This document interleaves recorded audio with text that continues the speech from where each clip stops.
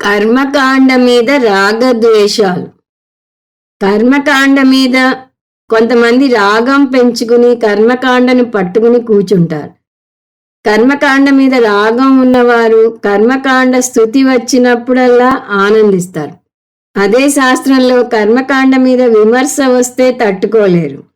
ద్వేషం ఉన్నవారి పరిస్థితి కూడా అలాగే ఉంటుంది. కర్మకాండ పరిమితులను ఎత్తి చూపినప్పుడల్లా ఆనందిస్తారు. అదే కర్మకాండను స్తుతిస్తూ కర్మకాండ వల్ల చిత్తశుద్ధి ఏర్పడుతుందంటే ఆ భాగం వినటానికి ఇష్టపడరు.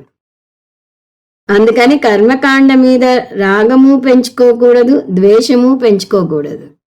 ఈ రాగద్వేషాలు పెంచుకున్న వారు ఇక్కడితో ఆగరు.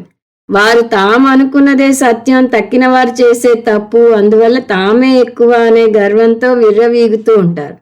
కర్మకాండ మీద రాగం ఉన్నవారు యజ్ఞాలు చేయని వారిని చిన్నచూపు చూస్తారు. కర్మకాండ చిత్తశుద్ధిని ఇస్తుందని నమ్ముతారు కాబట్టి తక్కిన వారికన్నా వీరు గొప్ప అనుకుంటారు.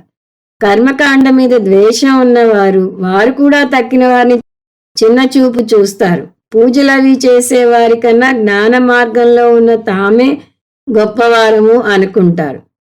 అలా ఒకరినొకరు చిన్నచూపు చూసుకున్నా పర్వాలేదు, కానీ అంతకన్నా దారుణంగా ప్రవర్తిస్తారు.